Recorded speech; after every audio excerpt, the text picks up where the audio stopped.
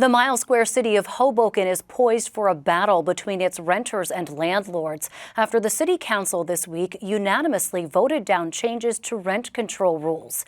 Instead, voters will be asked to decide through a referendum in November whether it should be made easier for property owners to raise rent prices when apartments turn over. It's a controversial topic that's rarely agreed upon. As senior correspondent Joanna Gagis reports, it comes at a time when many say housing affordability has reached crisis levels. When you're collecting rents that are from 1980 and all the expenses still go up, I'm not talking just about taxes, insurance, I pay for heat in my building, so the gas and electric and all that. You need to be able to keep your building.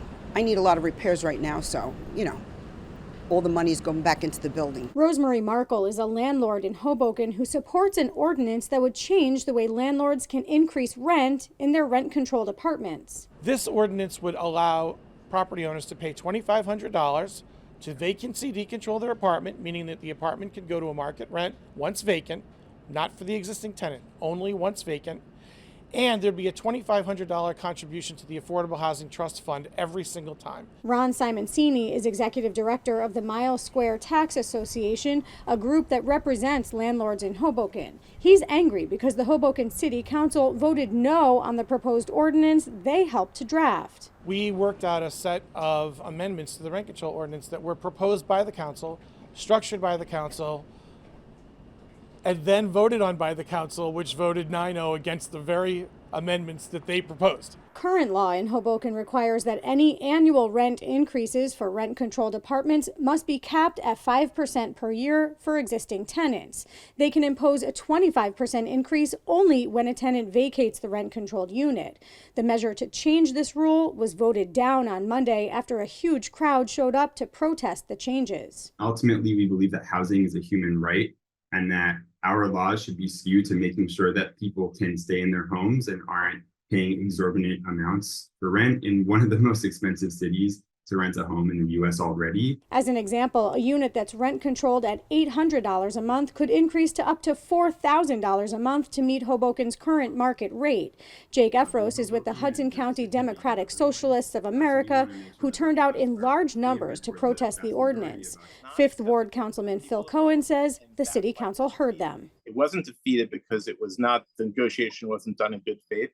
It was defeated because the people heard what was being presented and rejected it. Cohen says they never liked the compromise ordinance to begin with, but drafted it with the Mile Square Tax Association to avoid the issue moving to a ballot measure in November, which is what's going to happen now that the council has voted it down.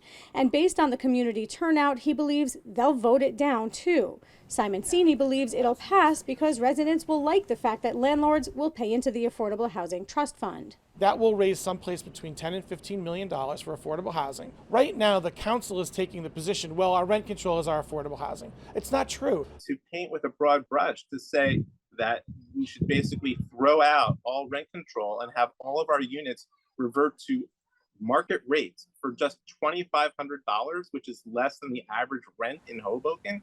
If you had 1,000 units where they pay $2,500, we would lose 1,000 below market rental units in exchange for $2.5 million, which in this housing market is not going to buy a whole lot of affordable housing. That actually incentivizes landlords to kick out tenants, whether through explicit evictions or kind of soft evictions where they stop dealing with all the things in the building they need to deal with and renters get fed up, so they move.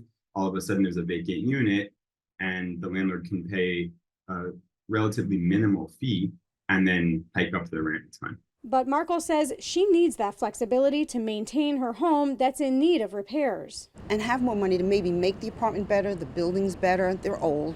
All these buildings are well over 100 years old. And, I'm not looking to throw anybody out. I have a tenant with me for 20 years. Both sides are planning to get out their vote before November's election. In Hoboken, I'm Joanna Gagis, NJ Spotlight News.